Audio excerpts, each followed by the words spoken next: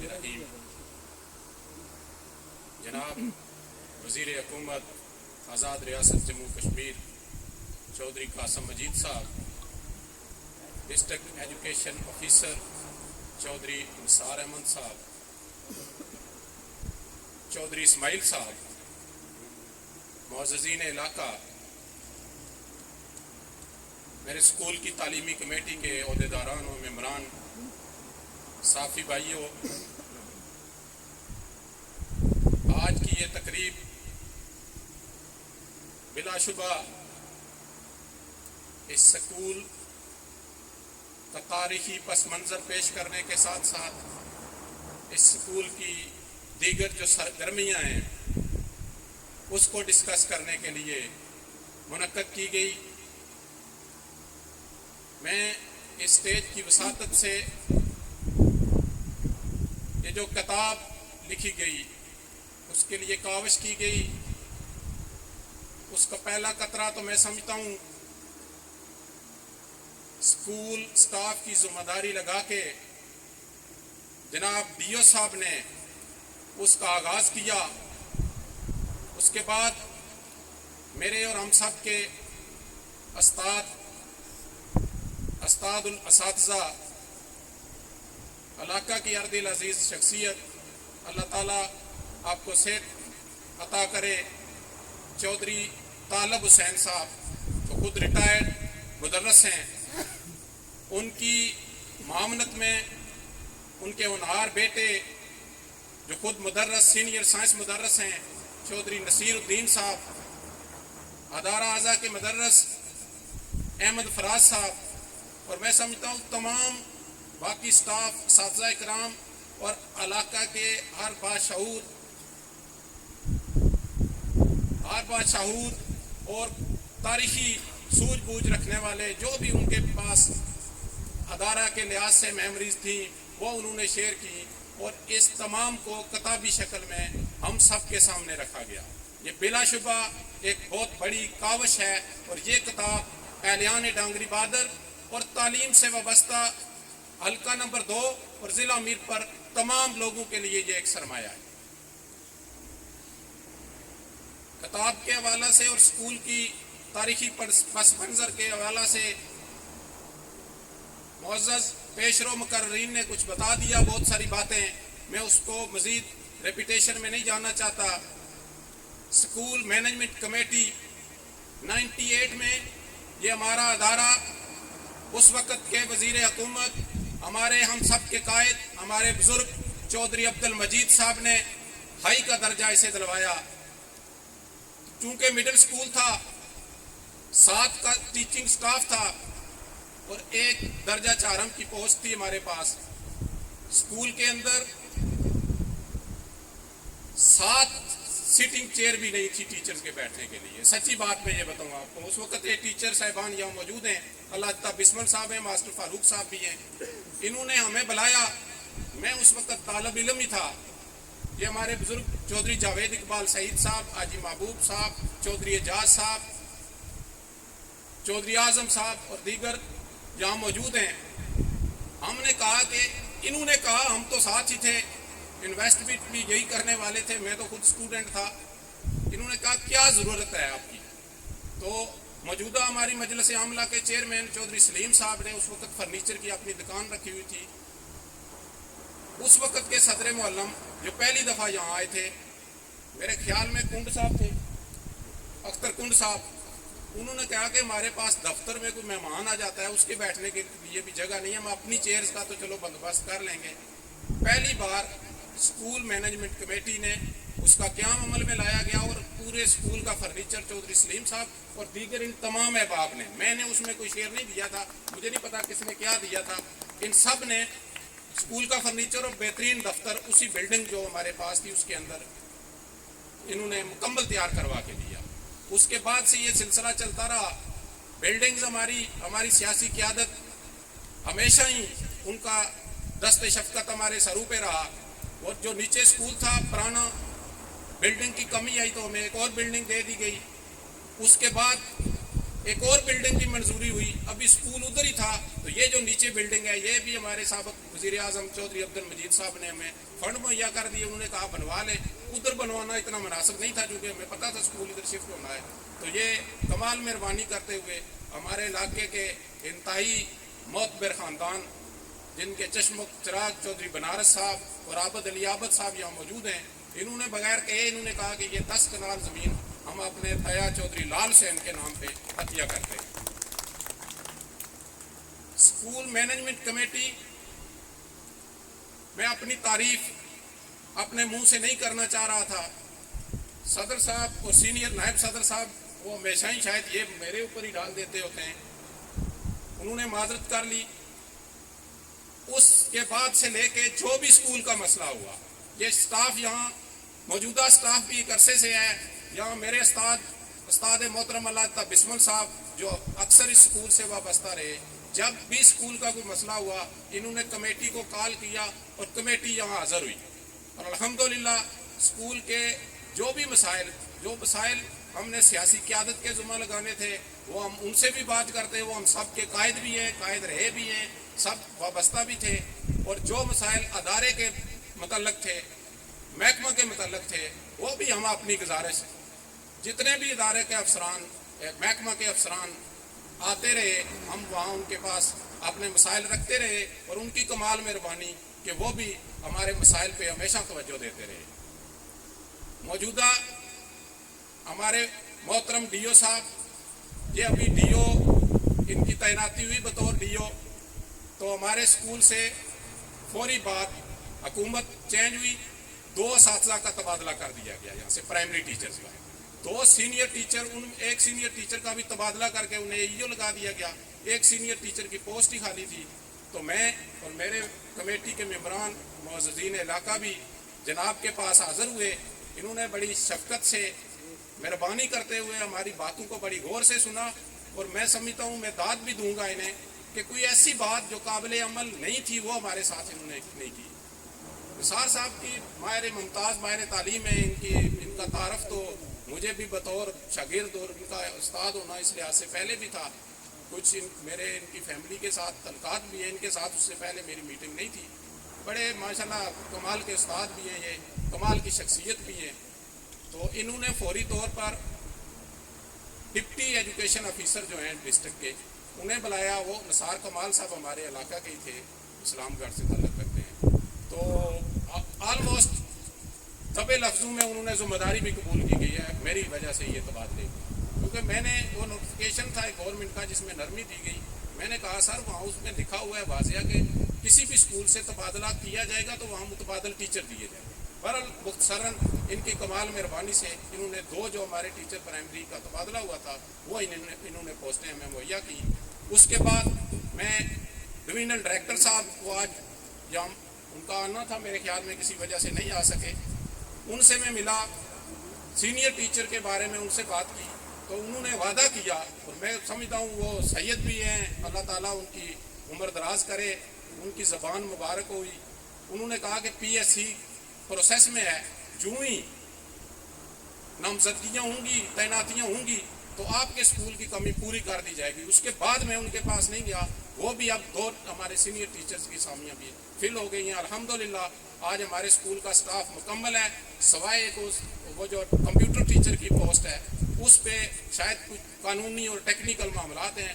وزیر حکومت صاحب سے آج بھی میری بات ہوئی, وہ کہہ رہے ہیں وہ تو اس وجہ سے کہ کئی کورٹ کیس ہے اس وجہ سے وہ نہیں ہو رہی. 2-2.5 سال سے وہ پوسٹ ہماری منظور ہوئی ہے. تو وہ بھی انشاءاللہ میں امید کرتا ہوں آج جو ممکنہ سٹاف ہو سکتا ہے وہ ہمارے اسکول کا پورا ہے. اس پہ میں حکومت کا بھی اور خاص طور پہ چودھری نثار احمد صاحب کا شکر گزار ہوں کہ انہوں نے ہمارے اسکول کا یہ درینہ مطالبہ پورا کیا. باقی بات ہماری پوسٹیں جو کم ہیں اس سلسلہ میں چودھری قاسم مجید صاحب اس وقت MLA تھے.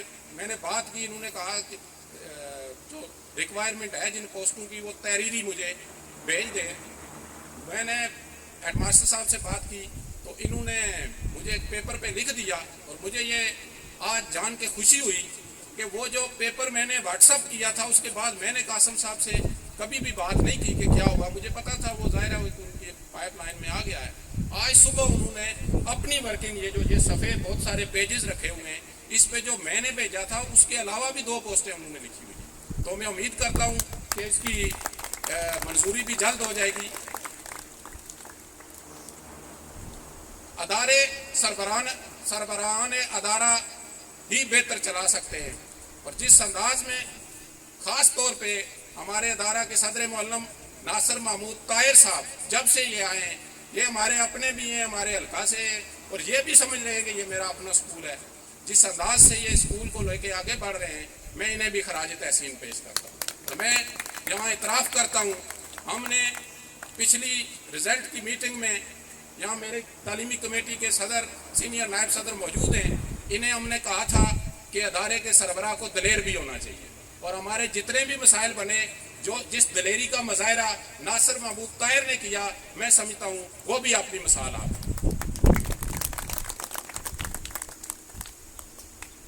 مسائل کے حوالے سے پہلے بھی بات ہوئی, یہ ایکچولی صرف 4 دیواری کا مسئلہ 2 چیزیں اس میں, سیفٹی وال بھی یہی ہے اور 4 دیواری بھی یہی ہے. یہ تھوڑی سی مس کنسیپشن مجھے ہوئی, شاید آپ کو میں سے بھی کسی کو ہوئی ہو. یہی سیفٹی وال بھی ہے, یہ اس سائڈ سے شروع ہوتی ہے, اور یہاں چونکہ یہ اس میں کٹائی کی گئی ہے, اوپر سے تودے گرتے رہتے ہیں مٹی کے, یہ سیفٹی وال بھی اس کی یہی ہے. یہ اس پہ مزید آپ کو وزیر حکومت بریف کریں گے. کیا کہاں سے فنڈ ڈسکس میری اور ان کی بھی ہوئی, باقی لوگوں کی بھی ہوئی, اور انشاءاللہ میں امید کرتا ہوں یہ جلد یہ اسکول کا مسئلہ حل ہو جائے گا. پس منظر, تاریخی پس منظر, چونکہ میں سیاسی کارکن بھی ہوں, اسکول کا تاریخی پس منظر ہم نے کتاب دی تو کچھ احباب نے مجھ سے سوال کیا. میں ویسے سوال و جواب کا قائل تو نہیں ہوں, لیکن وہ ایک حقیقت ہے, وہ میں آپ کے سامنے رکھنا چاہتا ہوں. ایک دوست نے مجھے کہا کہ پاکستان پیپلز پارٹی نے 40 سالوں میں علاقے کے لیے کیا کیا ہے.